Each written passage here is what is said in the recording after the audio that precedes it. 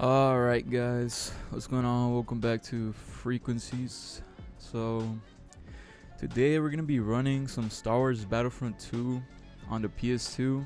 And man, this game, straight nostalgia for me, man. I remember playing this game as a kid so much.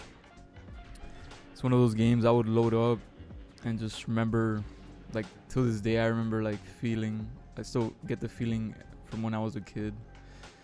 I had like no stress, just grinding. I remember playing the Heroes vs. Villain on instant action with my brother and my cousins.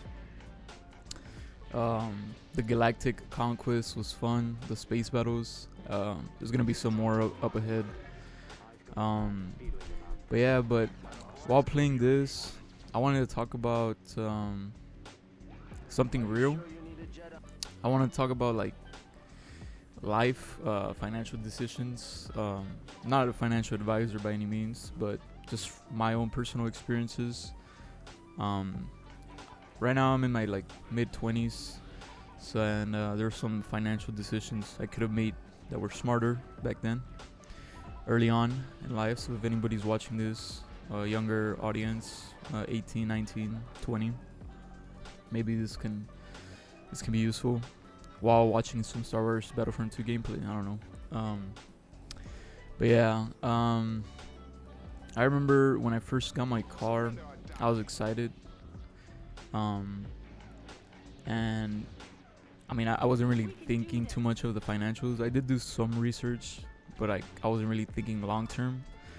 I really had no credit history at that time. I was barely beginning my to build credit and stuff. And I didn't really understand interest rates, how they worked with credit cards, getting a vehicle, or how monthly payments work, any of that. You know, I just saw the car and I thought, wow, like I want to get that. If y'all are trying to wonder what car it is, because I mean this is like my second video. I have a Challenger. So what ended up happening, I ended up buying the car online. Don't ever do that.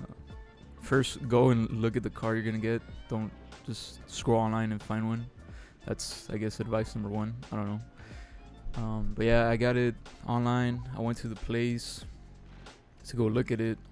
Well, the buying decision hadn't been made, but I did drive, or I took a plane actually to where I got the car. So it was a long way. To just go look at the car. I looked at it. Everything seemed good. The car had some like minor paint damage or some shit like that. And I mean, I remember watching a video, something about like trying to negotiate prices with the dealerships. I tried doing that. Not sure if it even worked, to be honest. But so yeah, they sat me down with some dude, the agent, I guess we'll call him, and he was explaining to me like he ran my credit. I think my credit at the time was maybe I think it was like in the 600s. So what I ended up doing is getting a what is it called? It's something I forget what it's called, but a co-signer, someone that signs with you. And I signed it with my dad. My dad also had like decent credit. And I mean, thinking back, I should have probably waited to build my credit more, because I think at the time I had only like a credit card and something else out at the time. I think I was 20 years old when I got the car. And I ended up like agreeing to it. I didn't read through the papers. I think they told me the interest rate was like, if I recall, it was 13%, which if y'all don't know, that's like fucking high. It's like a scam essentially. Anything above like 2% interest is a fucking scam. I mean 3, 4, 5 is not so bad, but like I'd say past 7, you're kind of like, it's not really worth it, in my opinion. But yeah, I ended up agreeing to that 13% interest rate, and I think the monthly payment was like $600 for. I think the term of the car was pretty long. I think it was like 7 years or some shit like that, which is extremely long. So don't ever do that. So yeah, credit reputation really helps, having good credit. So make sure you have that built before you even think of getting a car. And if you do get a co-sign with someone, also like make sure they have good credit as well. I wouldn't recommend co-signing though, especially if you're gonna be the co-signer, because if they end up missing a payment on that car, it'll fuck up your credit, because you co-signed with them. Yeah. So yeah, that happened. I ended up having to pay that car for about 2 years. During those 2 years, I did a lot of research, and I ended up finding out like, oh shit, like I got scammed essentially in a way. Car ran good, car was good and everything. It's just the payments and the interest were extremely high. I remember looking at the first time I gave the payment for the car. I think only like I don't remember, but I think it was like maybe $150 to $200 went to the principal of the car, which is like the actual loan of the car, and the rest of it went to the interest, which is pretty fucked up. Because for the first 2 years, I was barely making a dent on that fucking car. So I did a lot of research. I ended up finding out that you could refinance a vehicle.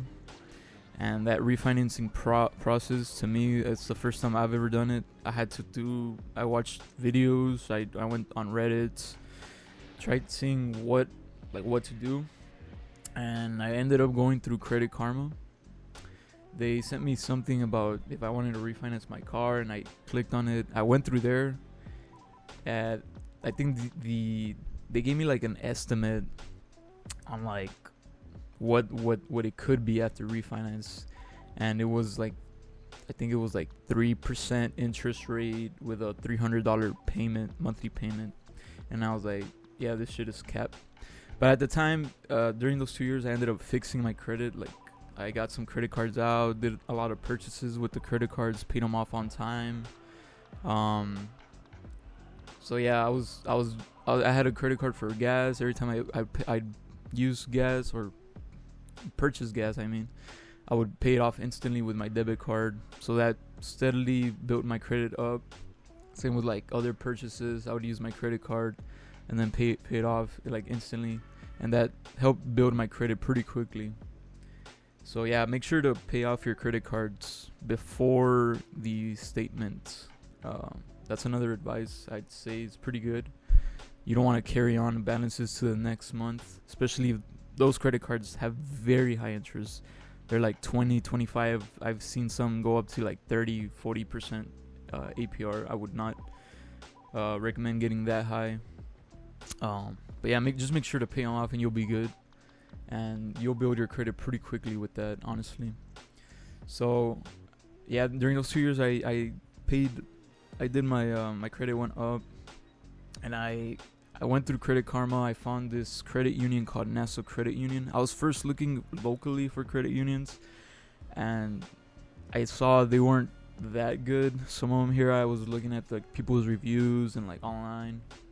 I ended up going with Nassau Credit Union, and the process, if I can remember, was pretty easy. It was through a video call, and they asked me for like a bunch of information. They asked for like your social security, or mainly your social security, and some other information about like your loan on the car. So essentially what they ended up doing was they paid off my car, and I got a new loan out with them. And with this new loan, I think I already paid off the car, but it was $300 a month, and I ended up getting the interest rate at a 4.6%, which is way better than 13%, and that shit helped out a ton. Helped me pay off my car quickly, and like most of my payments were going. I was giving extra payments than the 300. Most of the payments were going towards a car, and which helped me pay it off extremely fast. I paid it off in like less than 4 or 5 years, compared to the 7-year term I had. But yeah, that's what I ended up doing. I don't know if y'all can take anything from my experience. Is just make sure to have good credit before you get a car. If you're like leaning on going towards that route, and yeah, I'd say that, and don't get scammed by dealerships. Read the contracts. Make sure the interest rate isn't high. Yeah, I mean, another thing I want to talk about is like don't rush things. I think I rushed it getting that vehicle with like no experience or anything at all. And it could come with anything, like getting a car, an apartment, a house, even like something like small as like a computer or a laptop. Like if you don't think you can get it, don't rush it. Just save up for it, or like just make sure you have like the money to get it before you get it. But yeah, like that's how I wanted to talk about really today, and my experiences on that shit. Now I'm pretty good. If I ever do get a vehicle, I know what to do and what not to do. Yeah, right now the gameplay you're seeing is this is what I was talking about earlier, the galactic, or no, I forget what this is called, but it's the space battles. Honestly, my favorite game mode in Battlefront 2. It's, I don't know, I love like the fact that you can go into the enemy's ship and you have to like destroy it from the inside out. That to me was always so cool, especially when you would play with like your friends or your cousins. I loved destroying like the enemy's ships, the outside of it, and then going inside, blowing up their shield generators and all that. It was so much fun. I'm currently playing the story mode for this game because as a kid I played it, but I truly do not remember what happened. This is me inside of the enemy ship. I don't know how I was getting healed by the droid. The droid was on the other side. I remember you could do that. But yeah, that's pretty much all I had to talk about. I don't know when I'll post another video. It'll be something similar to this, just talking about like experiences while playing some old ass game in the background. Yeah, I hope y'all have a good day. Y'all stay safe out there. Don't get scammed. Frequencies out. Later.